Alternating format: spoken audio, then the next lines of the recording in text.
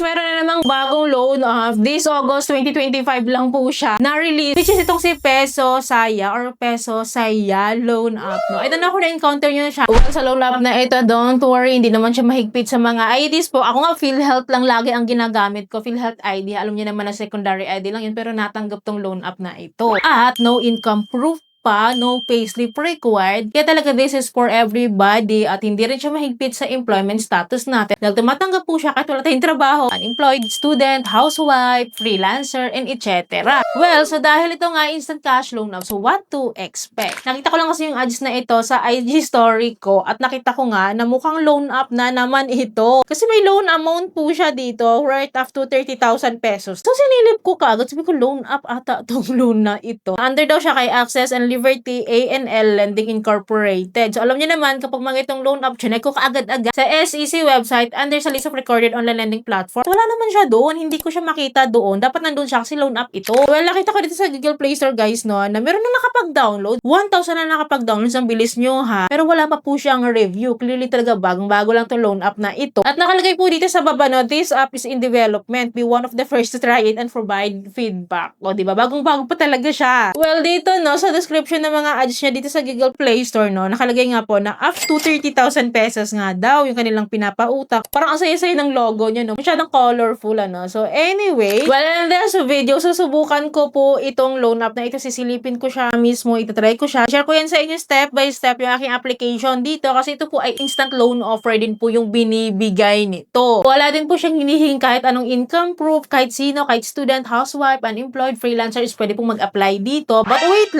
lang muna. Ako muna yung mag-try para sa inyo. If ever bet nyo siyang utangan, at least meron na kayong idea, diba? Kung ako na nag-take ng risk para may idea ka na. Bago pa lang siya itry. But before I start, disclaimer lang po, this video is not sponsored by this loan app po. Nakita ko lang siya, ang gusto ko siyang itry. Gusto ko pong i-share yung aking experience dito sa inyo. If ever gusto nyo nga siyang itry, at least may idea na kayo. Bigyan ko kayo ng heads up before trying this loan app. So again, this is just based on my experience. Well, kahit wala siya sa SEC website, dinownload ko siya. Kasi alam nyo naman kapag mga ganitong mga bagong loan app, gusto ko kayong bigyan ng tamang expectation. So, wala tayong filter dito, step by step. After the end, after disbursement, i-share ko yan sa inyo. Kaya keep watching. So, in-install ko po yung app. Well, buti na lang na-notice ko na ayaw niya palang magpa-screen record or magpa-screenshot dito, no? At talaga naman, pinicturan ko na lang yung aking phone para may idea kayo. Buti na lang na-notice natin, no? Para meron tayong reference pa din. Meron pa rin tayong masusundan talaga na tutorial dito. Well, upon opening the app po, so dito po, meron naman po siyang permission authorization that I need to agree po para makapag-proceed po ako. Well, here po, I need to provide my mobile phone number and then get the verification code. Send po nila yan sa atin. And then I found out po na itong si Peso Saya Loan App po, ang nagpadala sa akin ng code ay si Daloy Cash. Guys, na-feature ko na si Daloy Cash Loan App. Yan po yung video ko na yon. Do you think ba iisa lang po sila or magkapatid sila or siya yung loan provider net? So we don't know, no? But at least kahit pa paano na-inform tayo. So anyways, wala tayong magagawa kundi input yung code dito na galing kay Daloy Cash para makapag-proceed ako sa application. Well, here po, dito sa homepage niya is nagpapautang pala siya from 3,000 up to 50,000 pesos. But hindi natin to pwedeng asahan, no? Na ito talaga yung maximum credit na makukuha natin. So, subject for evaluation pa po ito, no? Lalo kapag first time pa lang po tayo dito. So, click lang natin tong apply dito sa may gilid, guys. Then here po, I need to provide my personal information here, including my marital status, education, number of children, residences, how many bank accounts daw do I have, and as well as my address. And then after po nito, is the work information na po agad-agad. Well, dito po sa industry type niya po, no? So, dito natin makikita po yung ating employment status. Sabi ko sa inyo, tumatanggap sila kahit unemployed, student, housewife, etc. Lalo na kapag employed ka, tumatanggap sila nun. Pero kahit naman po anong piliin natin dito, kahit po unemployed yung piliin po natin dito, we need to provide pa din yung company details, income details, kahit wala tayong trabaho. Kailangan po natin silang fill upan para makapag-proceed po tayo. And after po natin dyan, this is followed by the contact information na po. So, naghihingi po sila dito ng 3 contact references po. So, here po, magdadirect po siya sa ating phone book list at doon po kunin yung ating contact references po. And then after that po is the ID information na po together with the facial authentication or the self-verification na. Ito nga po pala yung mga IDs po na nire-require po nila. Ang dami nito. Ay, ang pinili ko po dito is PhilHealth ID lang. And then after dito sa baba guys, I need to fill up manually po yung aking name na nakalagay sa ID number, birthday, gender. And then next po is the withdrawal method na. So pipili tayo either e-wallet or bank card. So e-wallet lang po yung pinili ko. Well, ito nga po pala yung mga e-wallets po na pagpipilian. And then ang pinili ko po as usual si GCash na naman po para mas mabilis ko nga po siyang manotice. Well, here po may instant loan offer po tayo dito. Wala pa pong katiyakan talaga magkano talaga yung i-approve nila sa atin. Pero nakalagay dito guys yung ating repayment amount. So dito makikita natin magkano yung interest rates po nila na projected based dito ha. Nakalagay dito sa taas yung loan amount ko is from 3,000 up to 50,000 pesos. At kung makikita nyo dito, ang loan term ko na is 150 days which is hindi ako naniniwala sa mga ganito no, lalo pag bagong loan up. Well guys, kung i-base ko dito, kapag daw 3,000 yung aking loan offer, ang repayment ko daw is 3,015 pesos. So 15 pesos na interest rate nila sa akin. Well, kapag 50,000 pesos naman yung ma-approve sa akin is 50,000 pesos daw. 50,250 daw yung aking ibabalik or babayaran dito. So 'di ba mukhang promising, mukhang okay daw. Pero guys, wala talaga siyang matinong breakdown or loan summary dito kung magkano na lang po yung ma-receive ko. Kasi ang nilagay lang nila dito yung repayment amount lang na which is hindi talaga natin napagkakatiwalaan. So sana kung ganito nga talaga na kung it is what it is, nakita pa ano mukha siyang buong matatanggap. But guys, hindi nga po talaga tayo nagtatapos dito. Well, ang ginawa ko kahit medyo agrabyado ako dito no, pero tinry ko pa rin siya, sinubukan ko pa rin siya. So nagka-countdown po siya. So antayin ko lang within 60 seconds daw po yung countdown niya dito. And then nakalagay po dito na